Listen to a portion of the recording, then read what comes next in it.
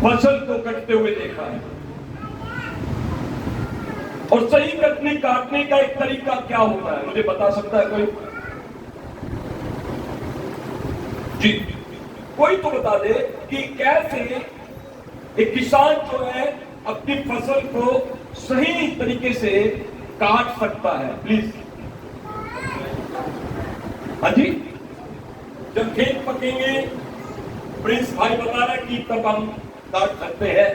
जी, वो बताए थोड़ा सा कटनी का सही तरीका क्या होता है और किस तरीके से एक कटनी को हम काट सकते हैं, खेत को, एक फसल को हम काट सकते हैं। जी, आज थोड़ी सी बातें मैं प्रभु के वचन से करना चाहता हूं। मेरे साथ निकालेंगे लूका रचित सुसमाचार, लूका रचित सुसमाचार उसका 9 अध्याय,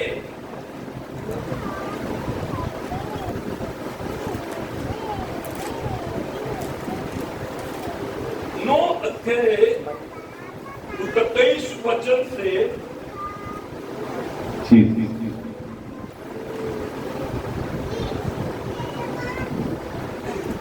लूका 9 अध्याय 23 वचन से 25 वचन तक हम पढ़ेंगे।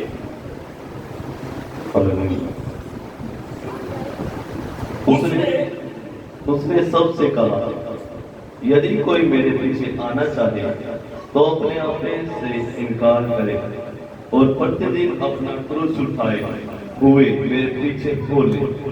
क्योंकि जो कोई अपना प्राण बचाना चाहेगा वह उसे खोएगा, परंतु जो कोई मेरे लिए अपना प्राण खोएगा वह उसे पाएगा। यदि मनुष्य सारे जगत को प्राप्त करे और अपने प्राण खो दे या उसकी हानि उठाए तो उसे क्या लाभ होगा? ठीक है, अभी अभी जो वचन हमने पढ़ा है वो लूका 9 अध्याय 23 वचन से 25 वचन तक हम लोगों ने पढ़ा है। और आज मैं जो बातें परमेश्वर के वचन के अंदर से आपसे करना चाहता हूं वो है, हमें एक बोने वाला व्यक्ति होना बहुत जरूरी है। एक बोने वाला व्यक्ति। मैंने एक सवाल के साथ शुरू किया था कि फसल का काटने का सही तरीका क्या है, फसल किस समय कटती है, फसल को कौन लोग काटते हैं, उसका सही जवाब है जो लोग बोलते हैं। हेलो, क्योंकि जब तक एक किसान अपने खेत के अंदर बीज नहीं फेंकेगा या बीज नहीं बोएगा वो फसल नहीं काट सकता। सीधा। और इसलिए प्रभु ने भी कहा कि आकाश और पृथ्वी जब तक बने रहेंगे, बोने और काटने का सीजन या ये रीति बनी रहेगी।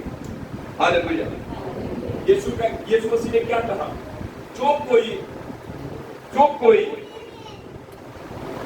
अपने प्राण को बचाएगा वो उसे और जो कोई अपने प्राण को खोएगा वो उसे बचाएगा। बोलो हालेलुया, हालेलुया। लेकिन ये मसीह जीवन, इसी को हम कहते हैं Christian life. Christian life is all about sowing seed. Christian life is all about sowing seeds.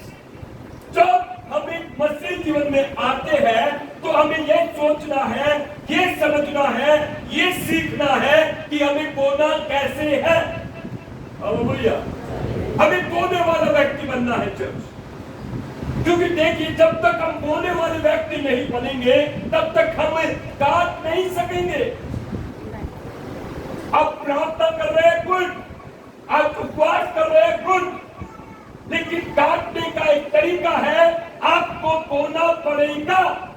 Hallelujah. क्योंकि बिना बोए वी कैन नॉट रीप, हम काट नहीं सकते। इसलिए प्रभु ने कहा कि जो अपने प्राण को बचाएगा वो उसे खोता है और जो उसे खो देगा वो उसे पाता है। Hallelujah, hallelujah. बाइबल पढ़कर देखिए, बाइबल में आप समझेंगे जितने भी परमेश्वर के लोग थे उन्होंने बोया है। जब मैं बोने की बात कर रहा हूं तो आप अपने दिमाग को सिर्फ पैसे की तरफ मत लेकर जाइए। वो सेकेंडरी है, वो बाद में है। सबसे पहले अपने जीवन को अर्पण करना है। जब हम अपने आप को अर्पण करते हैं, जब हम अपने आप को प्रभु के लिए अपने आप को पूरी रीति से सौंप देते हैं, कभी आपके जीवन में, मसीह जीवन में आप जो भी काम करते हैं उसके बाद आप एक रिजल्ट देखने पाओगे। हालेलुया। यीशु मसीह ने ये स्टेटमेंट क्यों कही और किसके लिए कही? यीशु मसीह ने कहा कि जो कोई मेरे पीछे आना चाहे वो अपने आप में का इनकार करे, अपना क्रूस उठाए और मेरे पीछे बोले। इस स्टेटमेंट का मेरे लिए और आपके लिए क्या अर्थ है? आज हम इस बात को सीखकर यहां से जाए, क्योंकि बोने वाले व्यक्ति हमेशा अपने जीवन में फसल काटते रहेंगे। बोने वाला व्यक्ति कभी भी खाली नहीं बैठेगा, उसके पास हमेशा फसल होगी काटने के लिए, उसके पास हमेशा रिजल्ट होंगे, उसके पास उसकी प्रार्थनाओं का उत्तर हमेशा आपको मिलेगा, उसकी फसल हमेशा हमेशा तैयार रहेगी उसके लिए कटने के लिए। और जो नहीं बोता वो कुछ नहीं काट सकता। मेरे प्रिय, यहां पर प्रभु यीशु मसीह ने कहा हमें बोना है, अपने आप को बचाना नहीं है, दूर नहीं करना है, हमें बोना है। हमारी ओबीडियंट, हमारी आज्ञाकारिता, हमारी परमेश्वर के वचन को मानना, ये पहला हमारे लिए सोइंग सीड है, ये हमारे लिए पहला बीज बोने का कक्ष है। Hallelujah. When we are obedient, जब हम आज्ञा मानते हैं, we are sowing seed, हम उसको वचन के रूप में, हम अपनी फसल के रूप में उसे बो रहे हैं। Hallelujah, hallelujah, hallelujah. बाइबल बताती है परमेश्वर ने अब्राहम से कहा अपने इकलौते पुत्र इसहाक को मेरे लिए उसको कुर्बान कर दे, मेरे लिए उसे बलि चढ़ा दे, मेरे लिए उसे मार दे, होम बलि चढ़ा। उसके बाद लिखा है उसने उस वचन को, उस आज्ञा को माना, उसको बांधकर उसने अपने बेटे इसहाक को लकड़ी के ऊपर वेदी पर उसे लिटा दिया और उसे खंजर से, चक्कू से वो मारने वाला था। उस समय परमेश्वर ने उसको आवाज दी, लड़के को हानि ना पहुंचा, क्योंकि मैंने तेरे विश्वास को परख लिया है। और उसका ये विश्वास उसके लिए धर्म गिना गया। Church, hallelujah, hallelujah. जब तक हम बोलने वाले नहीं होंगे, जब तक हम देने वाले नहीं होंगे, जब तक हम प्रभु को देखकर फूलने वाले नहीं होंगे, मैं बता देना चाहता हूं हमारे लिए फसल नहीं होगी काटने के लिए। आज मैं आपसे पूछना चाहता हूं आपने कितना बोया? आज मैं पूछना चाहता हूं आपने कितना परमेश्वर की आज्ञा को मानकर चले? कितना अपने परमेश्वर के वचन को अपने जीवन में अहमियत दी है? क्या आपने परमेश्वर के वचन को अहमियत दी है जिस समय में हर चीज आपके विपरीत थी, आपके विरुद्ध थी? क्या आपने उस परिस्थिति में परमेश्वर की आज्ञा को माना है? यदि आपने माना है तो आपने एक अच्छा काम किया है और आने वाले समय में आप काटने पाएंगे यीशु मसीह के नाम में। बोलने का अर्थ है कि हर समय परमेश्वर के वचन के अनुसार चलना है। हर समय, हर परिस्थिति में, हर एक हालात में, चाहे परमेश्वर ने आपसे कोई बात छोटी कही हो चाहे बड़ी कही हो, परमेश्वर चाहता है कि आप माने। हालेलुया। परमेश्वर चाहता है कि आप माने, क्योंकि जो बोता है वो काटता है, जो बोता है वो, जो बोता है वो। आज पूछता हूं आप क्या बोल रहे हैं? अगर आपका रिजल्ट देखा जाए, यदि आपकी मार्कशीट बनाई जाए, तो मैं देखने पाऊंगा कि आपके जीवन में बोलने का जो क्षेत्र है वो बहुत कम है, लेकिन आप मांगने वाले ज्यादा हैं। सुनो मेरी बात को, लोग मांगते रहते हैं प्रभु से, लोग मांगते रहते हैं प्रभु तू मेरे लिए ये कर, तू मुझे ये दे, तू मुझे वो बना, तू मुझे वहां पहुंचा। हम सिर्फ मांगते हैं, हम उस लाइन में हैं जहां पर सिर्फ मांगना, मांगना और मांगना ही रहता है, लेकिन हम बोलने वाले कक्ष में अभी तक नहीं पहुंचे हैं। बोता वो है, सुनिएगा मेरी बात ध्यान से, बोलने वाला वो व्यक्ति होता है, बोता वो व्यक्ति है जिसने प्रभु को अपनी जिंदगी में सबसे बढ़कर प्रेम किया। Hallelujah, hallelujah, hallelujah. जो प्रेम करता है वो परमेश्वर के राज्य में पहुंचता है। क्योंकि परमेश्वर आपको कुछ भी बात बोलेंगे करने के लिए, आप जब तक उसे प्रेम नहीं करेंगे, आप तब तक उसको आप बातों को मान नहीं सकते। तो आज मैं बताना चाहता हूं कि अपने आप को उन लोगों के समान बनाए जिन लोगों ने बोया है। अब्राहम ने बोया, इसहाक ने बोया है, याकूब ने बोया है। उनका बोना कैसे दिखता है मेरे प्रियो? मैं देखता हूं कि हर परिस्थिति में उन्होंने परमेश्वर के वचन को ही सबसे ऊपर रखा। अब बाइबल पढ़कर देखिए, इसहाक के समय में अकाल पड़ा और इसहाक उस समय में उस जगह को छोड़कर मिस्र जाना चाहता था, लेकिन परमेश्वर ने उससे कहा, इसहाक मैं तुझे इसी क्षेत्र में बढ़ाऊंगा, इसी जमीन पर बढ़ाऊंगा और मैं तेरे लिए फसल उपजाऊंगा और तू 100 गुना काटने पाएगा। हालेलुया। और उसने परमेश्वर की आज्ञा मानी और उसने 100 गुना तक फसल को काटा। Hallelujah, hallelujah. जो बोलेगा वो काटता है मेरे प्रियो। ये बाइबल का तथ्य है, ये बाइबल का सिद्धांत है। हमारे परमेश्वर को अगर हम देखते हैं, हमारा जीवित परमेश्वर, हमारा खुदा एक बोलने वाला परमेश्वर है। बाइबल बताती है कि उसने अपने इकलौता पुत्र प्रभु यीशु मसीह मेरे और आपके लिए क्रूस पर मरने के लिए दे दिया। और प्रेरित पौलुस कहता है, हम मसीह यीशु में हम जब बपतिस्मा लेते हैं, हम उसकी मृत्यु का बपतिस्मा लेते हैं, हम उसके साथ गाड़े जाते हैं। Praise the Lord, hallelujah. ये परमेश्वर का स्वभाव है और परमेश्वर चाहता है कि हमारे अंदर भी ये स्वभाव आए। हालेलुया। स्वभाव से हम एक बोलने वाले व्यक्ति होने चाहिए। हमेशा याद रखिए, आपका बोलना आपके लिए एक बड़ी फसल को तैयार करेगा। चर्च आपकी prayer, what you are doing in a day, आप एक समय में, एक दिन में क्या करते हैं, what time, how much long prayer you are doing, कितनी देर, कितने समय तक आप प्रेयर करते हैं। इट डिपेंड्स, ये निर्भर करता है।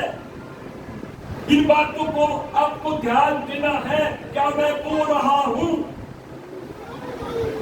बोलने वाला व्यक्ति जो है हमेशा इन बातों को सोचता है, मैंने आज के दिन में, आज इस पूरे दिन भर मैंने कितना समय प्रभु के साथ बिताया है। प्रभु के साथ रहना है, प्रभु के वचन को मानना है। हम चाहे कोई भी व्यक्ति हो, छोटे हो, बड़े हो, बूढ़े हो, बुजुर्ग हो, जवान हो, कोई भी हो, हम चाहते हैं, प्रभु चाहता है कि हम अपने आप को खो दे। हालेलुया। अपने आप को खो दे। हालेलुया। अपने आप को खो दे। हालेलुया। देखिए, यीशु मसीह, परमेश्वर ने जब एक इकलौते पुत्र प्रभु यीशु मसीह को भेजा, वो एक यीशु मसीह था, लेकिन उसको खोने के द्वारा यीशु मसीह ने आज पूरी दुनिया को अपना पुत्र बना लिया। Praise the Lord। हम जब बोलेंगे तो हम आशीषित होंगे। चर्च, हम लोग सिर्फ ये ही बात पर टिके रहते हैं कि प्रभु सब कुछ अपने आप मेरे जीवन में कर दे। नहीं करता प्रभु अपने आप नहीं करेगा। प्रभु चाहता है कि आप एक कदम, पहला कदम उसकी तरफ बढ़ाएं, तब परमेश्वर आपकी तरफ 7 कदम बढ़ाने वाला परमेश्वर है। जब आपको वो 7 कदम बढ़ाकर वो आपके जीवन की एक छोटी आज्ञाकारिता को देखकर वो परमेश्वर आपको एक बड़ी आशीष से आशीषित करेगा। Church, hallelujah, hallelujah. एक जगह पर मैं आपका ध्यान लेकर जाना चाहता हूं, पुराने नियम में है,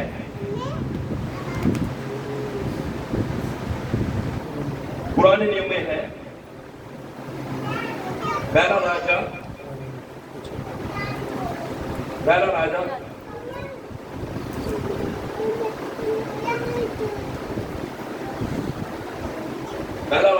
4 अध्याय,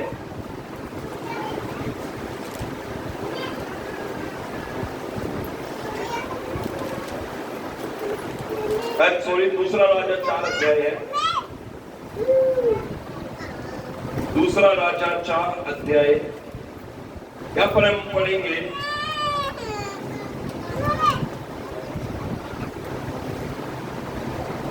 एक वचन से मैं बताता हूं, मैं पढ़ता हूं, आप सुनिएगा।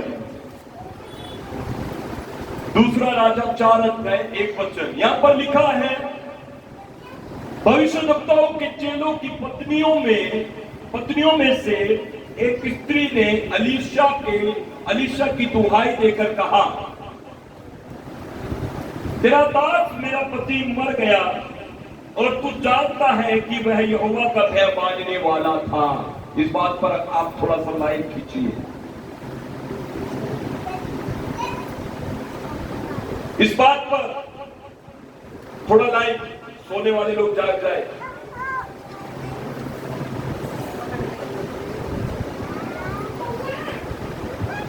अपने हाथ उठाओ, बोलो परमेश्वर मैं किसी को सोने नहीं दूंगा।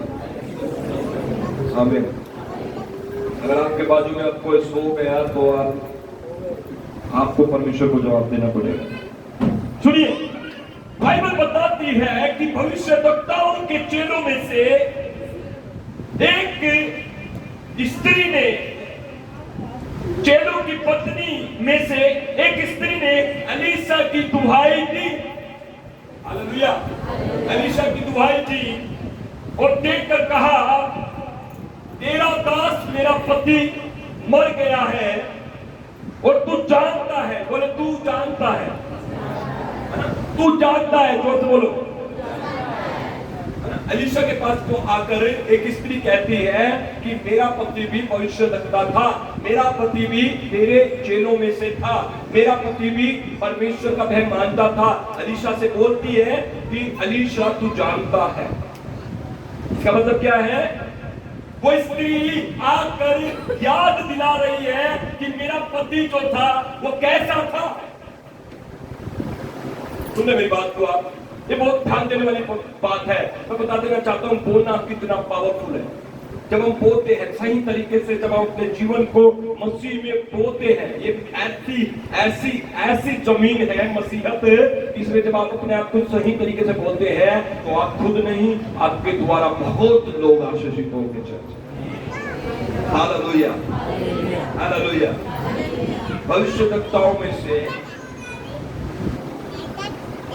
एक भविष्यद्वक्ता की पत्नी आकर अलीशा से कहती है, मेरा पति मर गया है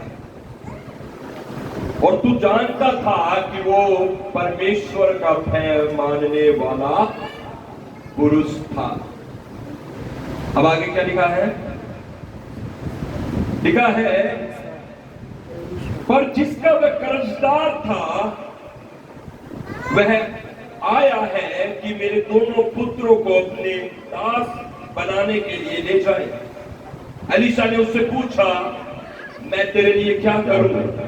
मुझे बता कि तेरे घर में क्या है। उसने कहा, तेरी दासी के घर में एक हांडी तेल को छोड़ और कुछ भी नहीं। उसने कहा, तू वहां जाकर अपनी सब पड़ोसिनों से खाली बर्तन मांग ले और थोड़े बर्तन न लाना। फिर तू अपने बेटों समेत अपने घर में जा और द्वार बंद करके उन सब बर्तनों में तेल उंडेल देना और जो भर जाए उन्हें अलग रखना। तब वह उसके पास से चली गई और अपने बेटों समेत अपने घर में जाकर द्वार बंद किया। तब बेटों उसके पास बर्तन लाते गए और वह उंडेलती गई। तब बर्तन भर गए। तब उसने अपने बेटे से कहा, और बर्तन तो नहीं रहा। तब तेल रुक गया। तब उसने जाकर परमेश्वर के भक्त को यह बता दिया और उसने कहा, जाकर तेल बेचकर ऋण भर दे और जो रह जाए उससे तू अपने पुत्रों सहित अपना जीवन निर्वाह करना। आमीन, हालेलुया। क्या कहती बाइबल? बाइबल बताती है कि एक भविष्यद्वक्ता की स्त्री थी, जिस समय उसके कर्जदार, कर्जा लेने वाले लोग उसे सताते थे और वो सताई जाने के द्वारा उस बात के द्वारा वो एलीशा नबी के पास जाकर कहती है कि मेरा न्याय चुका, मेरा न्याय चुका, क्योंकि मेरा पति नबी था, भविष्यवक्ता था और वो परमेश्वर का मेहमानता था। और एलीशा नबी ने कहा जाकर अपने घर, अपने आस पड़ोस में जाकर अपनी पड़ोसियों से खाली बर्तन मांग ले और अपने घर में दरवाजा कर बंद करके बैठ जा। हालेलुया। उसके बाद उसने वैसा ही किया जैसा प्रभु के नबी ने, एलीशा नबी ने, प्रभु के भक्त ने कहा। और जब वो अपने घर में गई, द्वार बंद किया और परमेश्वर के भक्त की कई बात पर विश्वास करके वो जो बैठी और उस बर्तन को अपने, जिसमें उसका तेल बचा हुआ था, उस बर्तन को, उस बर्तन से लेकर तेल खाली बर्तनों में उड़ेलने लगी, तो उसका तेल खत्म नहीं हुआ। और देखिए इस तरीके से एक जो परिवार का जीवन जो था वो सेटल हुआ। Hallelujah, hallelujah, hallelujah. आपका प्रभु में एक सही जीवन जीना कभी व्यर्थ नहीं जाएगा। मैंने बताया कि जब आप प्रभु के लिए एक सही जीवन जीते हैं और सही निर्णय के साथ जीते हैं, मैं बता देना चाहता हूं, एक व्यक्ति था जो मर गया, उसके मरने के बाद भी उसकी फसल, उसके बच्चे काट रहे हैं। हालेलुया। उसके मरने के बाद भी उसका बोया हुआ जीवन, उसका किया हुआ प्रार्थना, उसका किया हुआ उपवास, उसकी आज्ञाकारिता, पीछे उसके बाद उसके परिवार को भी उसके नतीजे मिलने शुरू हो गए। हालेलुया। आज मैं बता देना चाहता हूँ, बोलने में बहुत पावर है, सामर्थ्य है चर्च, ये बहुत पावरफुल है। और ये बात की शिक्षा कोई और नहीं, सिर्फ परमेश्वर अकेला एक ही खुदा है जो देता है बोलने का काम। जो बोलेगा वो काटेगा। एक ही परमेश्वर है जो कहता है, जो बोलेगा वो काटेगा। हालेलुया। वो कहता है जो बोएगा वो काटेगा। हालेलुया। और उसके बाद देखिए वहां पर उसके सारे बर्तन भर गए और वो जाकर एलीशा से कहती है कि ऐसा जैसा तूने कहा वैसा ही हुआ, मेरी हांडी से तेल खत्म नहीं हुआ, मैंने खाली बर्तनों में उंडेल दिया, सारे बर्तन भर गए और सब चीजें, अब मेरे घर में ज्यादा तेल हो गया। उसने, एलीशा ने कहा जाकर बेच दे और अपना ऋण भर दे, और जो कर्जदार है उसका भी कर्जा चुका, और जो बचे वो तेरा है, तू उसके साथ अपना अच्छा जीवन निर्वाह कर। Praise the Lord. ना कि सिर्फ उसका कर्जा माफ हुआ, ना कि सिर्फ उसका कर्जा हटाया गया, लेकिन साथ में एक और बात हमें दिखती है कि उसके पास इतना दिया गया कि उसके बाद उसका जीवन भी निर्वाह हो पाया। उसका कंगालपन भी दूर हुआ। जोर से बोलो, उसका कंगालपन भी दूर हुआ। Praise the Lord. आज मैं प्रार्थना करता हूं चर्च आपके लिए, जब आप परमेश्वर के राज्य में अपने आप को बोएंगे, जब आप परमेश्वर के राज्य में अपने जीवन को लेकर आते हैं, समर्पित करते हैं और अपने आप को प्रभु के हाथों में सौंपते हैं, आपके बोने से परमेश्वर आपके कंगालपन को दूर करेगा। चर्च, आपके बोने से आपके कंगालपन दूर होंगे यीशु मसीह के नाम में। आपके खाली बर्तन भर जाएंगे यीशु मसीह के नाम में। और आज के दिन के बाद एक नई गवाही आपके जीवन में आएगी यीशु मसीह के नाम में। आमीन करें। हालेलुया। आज हम वचन में सीख रहे चर्च की एक बोला कितना पावरफुल होता है। इसलिए हम टाइम को ज्यादा व्यर्थ नहीं कर सकते। हमारे लिए ये बहुत महत्वपूर्ण बात है कि हम ज्यादा से समय, ज्यादा टाइम परमेश्वर की बातों के बारे में सोचें। यस, उसका पति एक अच्छा पति था। हालेलुया। इसलिए तो जाकर उसने एलीशा के घर को, उसके दरवाजे को खटखटा दिया और बोला, भैया मेरा पति ऐसा था, वो तेरा चेला था, वो नबी था और क्या था, परमेश्वर का भय मानता था। और उसने जाकर बोल दिया। अब एलीशा को भी समझ आ गया, भैया ये लोग तो सही है, अपने हक से है, अपनी ईमानदारी से है। और परमेश्वर के नबी ने भी ये बोल दिया, जा अपने पड़ोसी से बर्तन मांग, खाली बर्तन मांग और अपने घर में बैठ। Praise the Lord. Hallelujah. परमेश्वर चाहता है कि हम आज अपने जीवन को सही रीति से परमेश्वर को अर्पण करना सीख जाए, सही रीति। अब लोग ज्यादा टाइम व्यर्थ कर देते हैं बहुत सारी चीजों में, फजूल बातों में जाकर। बहुत सारी फजूल बातें, बहुत सारी अननेसेसरी चीजें हमारे लाइफ में इतनी ज्यादा समा गई है चर्च, जिनके वजह से हमारे अंदर प्रार्थना करने का, प्रभु के साथ बात करने का, चर्च की तरफ ध्यान लगाने का मन बहुत कमजोर हो जाता है। लेकिन हम याद रखें कि जब तक हम बोएंगे नहीं, हम काटेंगे नहीं। कैसे काटेंगे बताओ? मरने के बाद भी उस परिवार के ऊपर परमेश्वर का एक अद्भुत काम हुआ मेरे प्रिय। हम सोचते हैं मरने के बाद खत्म हो गया, लेकिन हम चले तो जाएंगे, हम मर तो जाएंगे, हमें मरना तो है। लेकिन ये बताइए हम क्या कर रहे हैं कि आने वाली पीढ़ी, आने वाले लोग जो है आपकी वजह से आशीष पाए? कैसे? यीशु मसीह मरे, यीशु मसीह ने अपनी जान सूली पर दी, इसलिए यीशु मसीह मरे, इसलिए अपनी जान सूली पर दी। और उसकी बदौलत आज जब हम प्रार्थना करते हैं, हमारी प्रार्थना रास्ते में नहीं रुकती, अधर में नहीं रुकती, हमारी प्रार्थना का उत्तर आता है यीशु के नाम में। क्योंकि हमारे लिए एक है जो बलिदान हो चुका है, एक है जो काट दिया गया, एक है जिसने हमारे लिए जान दी है, इसलिए हमारी प्रार्थना रुकेगी नहीं, यीशु मसीह के नाम में।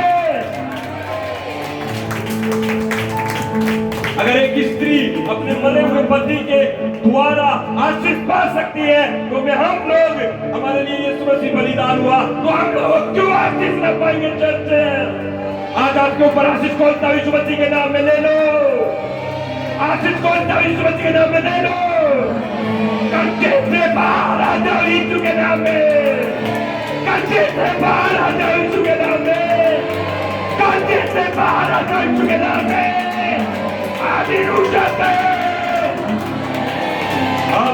अपने हाथों को उठाकर प्रार्थना करें, अभिषेक को, सामर्थ को ग्रहण करें यीशु के नाम में।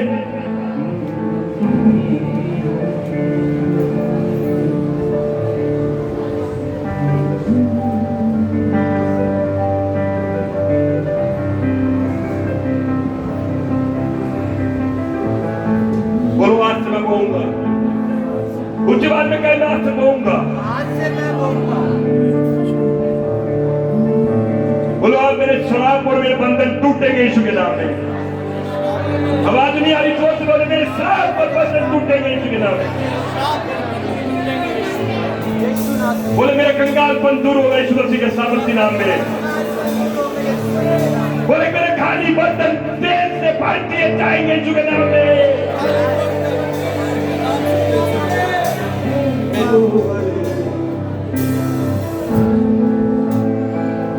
खुशी की बात बताऊं चर्च आपको, हेलो, खुशी की बात बताता हूं, एक खुशी की बात बताता हूं। बोले बोलना पावरफुल है, बोले जो बोलते हैं हम वो बहुत पावरफुल है। अभी थोड़ी देर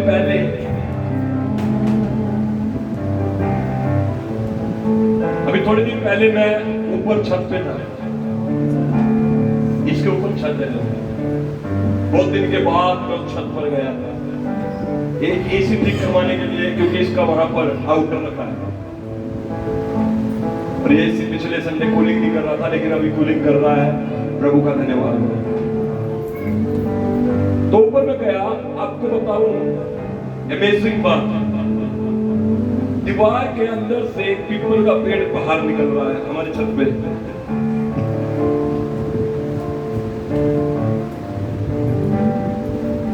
और मैंने सोचा मैं इसको खींच कर फाड़ दूंगा, लेकिन मैंने उस पर जोर लगाया, लेकिन वो उखड़ नहीं रहा था।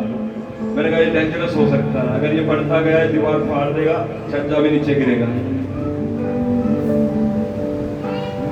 एक दीवार के अंदर भी एक पेड़ उग सकता है,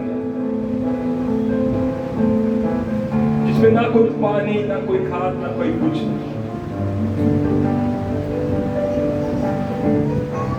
बीज में कितनी ताकत होती है। अब उसका कहीं से कोई बीज उस दीवार में आ गया होगा,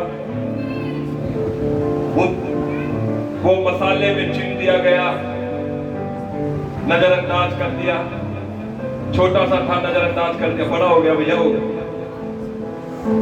दीवार को फाड़ कर बाहर आ गया, पलस्तर को फाड़ कर बाहर आ गया। बहुत मुश्किल से मैंने उसको काटा,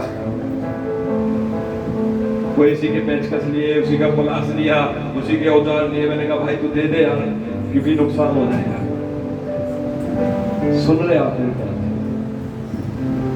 बोलने में बहुत ताकत है, सुन रहे हैं? बोलने में बहुत ताकत है। अब जब परमेश्वर को दे रहे हैं अपना जीवन, रोज आप 2 घंटे 2.5 घंटे प्रार्थना कर रहे हैं, ये बहुत पावरफुल है चर्च, ये बहुत पावरफुल है चर्च, ये बहुत पावरफुल है। आपकी आशीष आपके पास आने से कोई रोक नहीं सकेगा यीशु के नाम में। हर एक दीवार को फाड़ कर आशीष आपके पास पहुंचेगी यीशु के नाम में। जब आप परमेश्वर के लिए बोल रहे हैं, आप आशीषित हो चुके हैं चर्च, आशीषित हो चुके हैं चर्च। आज से अपने हालातों को मत देखें, अपने परिस्थितियों को मत देखें, अपने कंगालपन को मत देखें, अपनी बुरी दशा को मत देखें, अपने बुरे हालात को मत देखें। एक ही बात देखें, परमेश्वर को देखें, और वो परमेश्वर ये कह रहा है आज से तू बो। और जब से तू बोलने वाला व्यक्ति होगा, आपके लिए एक बड़ी आशीष तैयार हो रही है चर्च, बड़ी गवाही तैयार हो रही है चर्च। यीशु मसीह के नाम में आमीन कहे। आपको खुशी की बात बताता हूं, भजन संहिता 97 बहुत पावरफुल है ये बात। तो प्रभु ने मुझे आज ही सुबह ये बात प्रभु ने मुझे दी है। भजन संहिता 97 बहुत पावरफुल है। मैं पढ़कर इसे बहुत आशीषित हुआ। चल मैं आपको भी पढ़वाना चाहता हूं। भजन संहिता, सब अपनी बाइबल खोले, अपनी बाइबल खोले सब जन। जिसके पास बाइबल नहीं है बाइबल ले लो, जिसके पास बाइबल नहीं है बाइबल ले लो।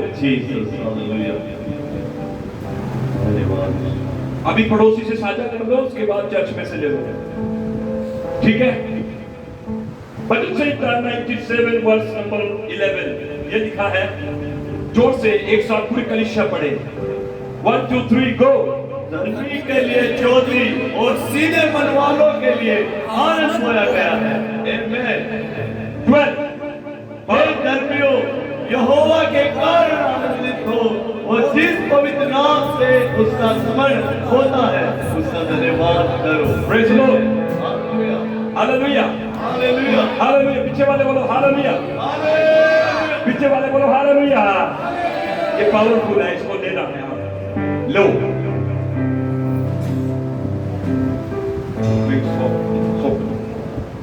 अभी प्रार्थना में जाएंगे, हम डिलीवरेंस प्रेयर में जाएंगे। आज का दिन डिलीवरेंस का है, छुटकारे का दिन है। मैं क्या कह रही बाइबल? बाइबल कहती है धर्मी के लिए क्या बोया गया है? ज्योति, ज्योति बोई गई है। तो सीधे मन वालों के लिए आनंद बोया गया है। धर्मी के लिए क्या बोया गया है? ज्योति, लाइट। मैं ज्योति नहीं बोलूंगा क्योंकि प्रिंस की वाइफ है, मैं लाइट बोलूंगा, ठीक है? धर्मी के लिए क्या बोला गया है? लाइट, लाइट, लाइट, लाइट, रोशनी। किसी का नाम रोशनी ना हो। चलो किसी का है लेकिन वो यहाँ नहीं। हालेलुया। धर्मी के लिए क्या बोया गया है? लाइट। इस वचन पर थोड़ा गौर करें, बोया गया है। इससे पहले आप कुछ परमेश्वर के राज्य में दो, इससे पहले कि आपका बोलना शुरू हो मसीहत में, जब आप मसीह में हैं सुनिए, आपके लिए पहले ही कुछ बोल दिया गया है। मैंने कहा जब आप मसीह में हैं, जब आप प्रभु यीशु मसीह पर विश्वास करते हैं और आप कहते हैं प्रभु तूने मेरे पापों के लिए क्रूस पर अपनी जान दी, तू मेरे लिए मारा गया, गाड़ा गया, तीसरे दिन मुर्दों में से जी उठा, तू आज भी जीवित है। जब आप इस तरीके की प्रार्थना और विश्वास करके प्रभु में आते हैं, आपके लिए खुशखबरी है चर्च यीशु के नाम में, आपके लिए खुशखबरी है, गुड न्यूज है। क्या बाइबल बताती है? धर्मियों के लिए, धर्मियों के लिए, जो धर्मी कौन है? Who is righteous? वो जिसने अपने वस्त्र और अपनी आत्मा को यीशु के लहू से धो लिया। You are washed, आप धोए हुए लोग हैं, हालेलुया। आप शुद्ध किए हुए लोग, हालेलुया। यीशु के लहू से आप शुद्ध किए गए हैं, और ये वचन आपके लिए है। धर्मी के लिए रोशनी, धर्मी के लिए रोशनी बोली गई है। मतलब जब आप मसीह में आते हैं, आपके जीवन में अंधकार राज नहीं कर सकता। ये काम आपने नहीं किया, ये आपके फजल से नहीं है, ये आपके कार्यों से नहीं है, ये आपकी भलाइयों से नहीं है, ये पहले ही आज से 2022 साल पहले यीशु मसीह ने ये आपके लिए खोल दिया है। रोशनी आपके लिए खोली गई है, लाइट आपके लिए खोली गई है। जो से अंधकार दूर हो जाए, जो से अंधकार निकल जाए, जो से अंधकार निकल जाए, अंधकार निकल जाए, अंधकार निकल जाए। बोले मेरे लिए रोशनी बोई गई है, बोले मेरे लिए रोशनी बोई गई है, रोशनी हो जाए, रोशनी हो जाए,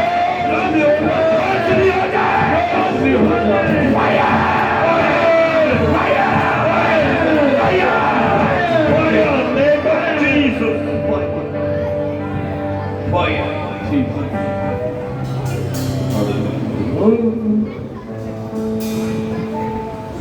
क्योंकि उस लहू में वो सामर्थ्य है जिससे हम पाते हैं छुटकारा। कौन से लहू में?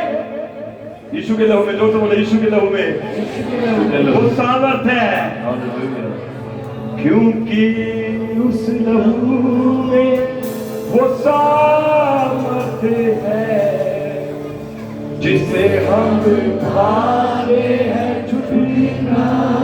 पीछे वाले बोले क्योंकि उस लहू में जिससे हम पाते हैं छुटकारा। तेरा लहू बड़ा कीमती है प्रभु। बोले तेरा लहू बड़ा कीमती है, ओ तेरा लहू बड़ा कीमती है प्रभु, तेरा लहू बड़ा कीमती। आपके लिए क्या बोला गया है? बोले रोशनी। मेरे लिए रोशनी बोई गई है, मेरे लिए ज्योति बोई गई है, मेरे लिए लाइट बोई गई है। आमीन। दूसरी बात बाइबल बताती है आनंद। क्या बोया गया आपके लिए? आनंद। आपने नहीं बोया जॉय, लेकिन ये मेरे मसीह में आने के पहले ही मेरे लिए बोल दिया गया आनंद। आमीन। क्या बोया गया है? आनंद आपके लिए बोया गया। तो ये दो चीज आपकी, हालेलुया। ये दो चीज, पहली रोशनी और दूसरा आनंद। किसका है ये? किसका है? बोलो मेरा है। आमीन। मेरा, ये मेरे लिए बोया गया है, इसमें मेरा हक है। हक है इस पर। आमीन। एक स्त्री अगर एलिशा से कह सकती है मेरे पति प्रभु का भय मानता था, और तेरा चेला था, नबी था, और उसके दरवाजे को खटखटा सकती है, तो मेरे लिए आनंद और ज्योति बोई गई है। तो मैं भी आज यीशु के नाम में अपने दरवाजे को खटखटाऊंगा और ये मेरे घर में आएगी यीशु के नाम में। ये मेरा है यीशु के नाम में। आनंद मेरा यीशु के नाम में। आनंद मेरा यीशु के नाम में। आनंद मेरा यीशु के नाम में। जोर से कहे आनंद मेरा है। बोले आनंद मेरा यीशु के नाम में। आनंद मेरा है यीशु के नाम में। यीशु के नाम में।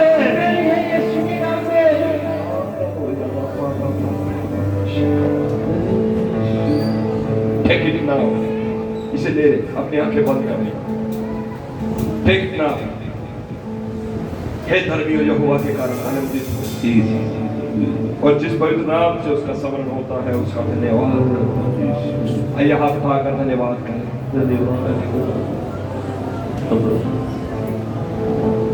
आइए हाथ उठाकर धन्यवाद। आइए सब जना हाथ उठाकर धन्यवाद करें। मुझे मेरे लिए ज्योति हुई, खुदा आनंद होया, धन्यवाद। रोशनी हो जाए, तेरी रोशनी हर एक के दिल में रोशनी हो, हर एक के घर में रोशनी हो जाए। आज आनंद की सबके जीवन में पहुंचे यीशु के नाम में। रोना पीटना हट जाए यीशु मसीह के नाम में। रोना और पीटना हट जाए यीशु मसीह के नाम में। रोना और पीटना हट जाए यीशु मसीह के नाम में। हर एक कंगालपन हट जाए यीशु मसीह के नाम में। हर एक बीमारी हट जाए यीशु मसीह के नाम में। हर एक कर्जा हट जाए यीशु मसीह के नाम में। हर एक लड़ाई हट जाए यीशु मसीह के नाम में। हर एक शत्रु का तीर हट जाए यीशु मसीह के नाम में। जोर से कहे फायर, जोर से कहे fire, Holi ghost fire, Holi ghost fire, Holi ghost fire, Holi ghost fire, Holi ghost fire, Holi ghost fire, Holi ghost fire, Holi ghost fire, Holi ghost fire. अपने हाथ सिर पर जोर करें फायर, होली गोस्ट फायर। बोले हर एक अंधकार जो मेरे जीवन में है निकल जाए, निकल जाए, निकल जाए, निकल जाए, निकल जाए, निकल जाए, आउट, आउट, आउट, आउट, के नाम में।